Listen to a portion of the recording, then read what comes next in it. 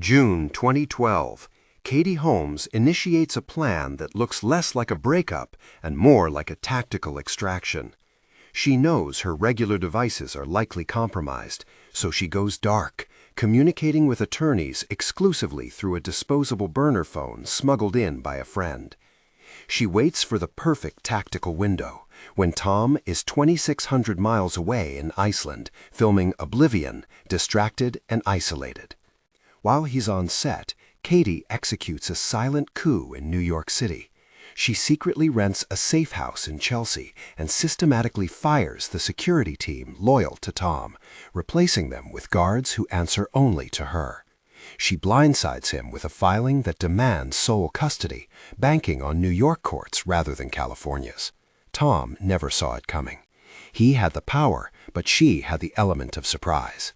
By the time his legal team scrambled to reach 11 days, that's all it took to dismantle the unshakable. The Awakening. Before we start, don't forget to press that like button and subscribe to the channel. Let's begin. But to understand the how, we have to understand the why. This master plan didn't start in a lawyer's office. It started with a ghost story. Katie had a front-row seat to the aftermath of Tom's marriage to Nicole Kidman. She saw the chilling reality. When Nicole left, she didn't just lose a husband, she lost her children. Bella and Connor, fully indoctrinated, reportedly labeled their own mother a suppressive person and cut ties completely. Katie knew the playbook, and she knew she was next. Then came the deadline. Suri was approaching her 6th birthday, a date that rings alarm bells in the halls of Scientology. Inside the organization, 6 isn't just a number. It's widely reported to be the threshold where play ends and auditing begins. It's the age where children are often treated as miniature adults, ancient spirits in small bodies, subjected to security checks and hooked up to e-meters to confess their secrets. Katie looked at her vibrant little girl and realized she wasn't raising a child anymore. She was raising a future recruit for the Sea Org. Panic set in, but she couldn't scream. Any sign of doubt would alert the handlers shadowing her every move. She had to become the greatest actress of her life, smiling for the cameras while secretly plotting the most devastating blindside in Hollywood history. She went dark. In a home wired with high-tech security, Katie knew a single Google search for divorce attorney on her laptop would trigger immediate alerts to the team monitoring her digital life. She couldn't trust her iPhone, her computer, or the staff. She was living in a panopticon, so she went analog. She acquired a disposable burner phone, a cheap plastic brick you'd expect to see in a gritty crime drama, not in the purse of an A-list celebrity. She kept it buried deep in her belongings, a silent lifeline that left no digital footprint. And she didn't use it to call the usual Hollywood sharks who shared fairways and dinner reservations with Tom. She called the one man she knew Tom couldn't intimidate, her father. Martin Holmes was a seasoned divorce attorney from Toledo, Ohio. He was tough, pragmatic, and he reportedly never bought into the crew's mythology.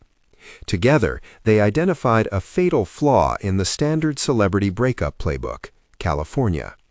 In Los Angeles, courts default to 50-50 custody. That would mean Tom and the organization behind him would retain half the control over Suri's future. That wasn't a victory, that was a stalemate. Katie needed a kill shot. She needed sole legal custody. To get it, she had to change the map. She secretly leased a luxury apartment in Manhattan's Chelsea neighborhood. The excuse she fed Tom was a masterclass in manipulation. She claimed she needed the building's secure underground garage to protect Suri from the aggressive New York paparazzi. It sounded like a devoted mother's concern, and Tom bought it. In reality, it was a legal trap. She was establishing residency in New York, a state where judges are known to seal records and grant sole custody to the primary caregiver. She wasn't just renting a flat, she was choosing the battlefield. If you're enjoying this video, please hit the like. It's free and really helps the channel grow. Oh, by the way, I will be posting more videos like this, so please subscribe and hit the bell so you never miss another deep dive from me. With the physical ground secured, Katie needed the perfect temporal window to execute the blindside. She found it in the freezing, volcanic landscapes of Iceland. Tom was thousands of miles away, completely isolated on the set of the sci-fi thriller Oblivion. It was the ultimate distraction. He was immersed in a grueling shoot, living in a different time zone and believing his domestic life was stable. Katie ensured that illusion remained intact until the very last second.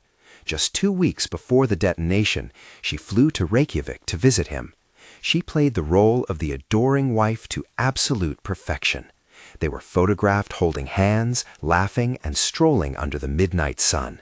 It was a performance designed to lower the deflector shields of one of the most vigilant men in Hollywood. Tom felt secure. He felt loved. He had zero idea that the woman gripping his hand was mentally counting down the hours until she would dismantle his world.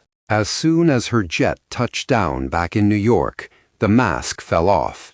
Katie knew that in their world, staff members weren't just employees, they were often informants.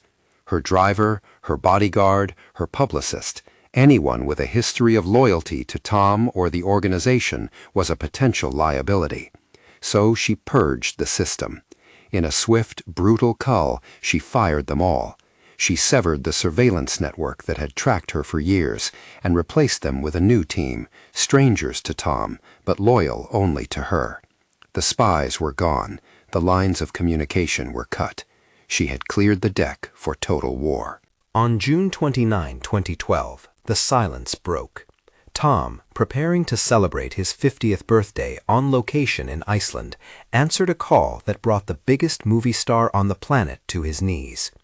Katie hadn't just filed for divorce, she had filed for sole legal custody.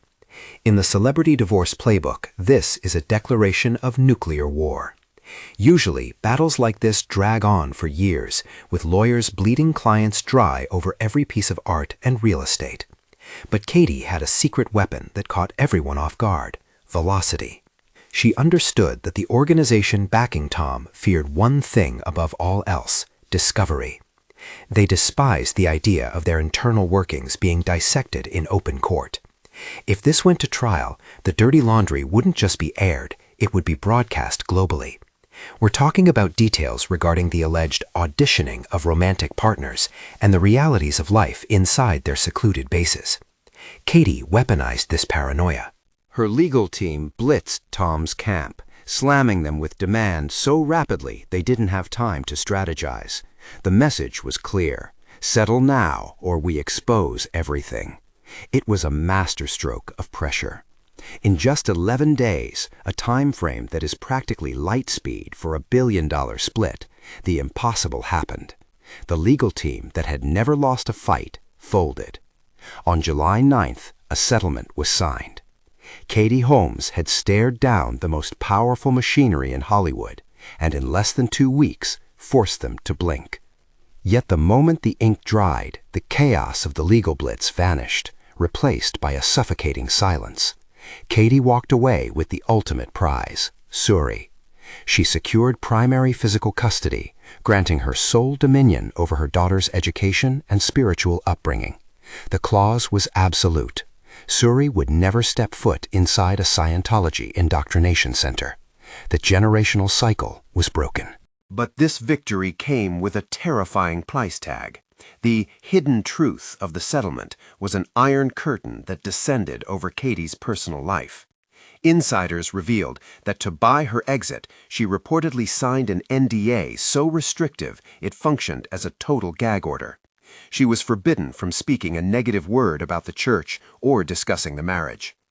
The shackles were even tighter than anyone realized. Rumors swirled of a bizarre dating ban, a contractual stipulation prohibiting her from publicly dating another man for 5 years. She could be free, but only if she remained invisible to the public eye until 2017. 5 years of shadows, 5 years of loneliness. She took the deal anyway.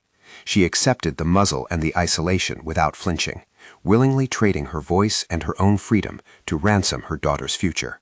That ransom was paid in full, and the receipt is visible on the streets of Manhattan today. If you spot Katie and Suri now, you witness the ultimate rebellion, aggressive normality. They hail yellow taxis, they grab iced coffees. It looks utterly mundane, but that boredom is the trophy.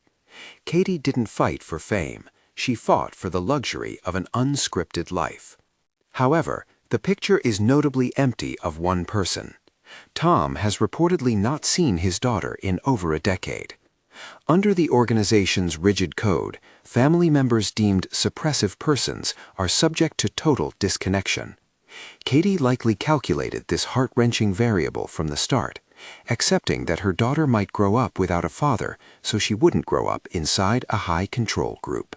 In the end, this wasn't just a breakup, it was a tactical extraction. Katie pulled off the greatest heist in Hollywood history, stealing her daughter back from an empire with limitless reach.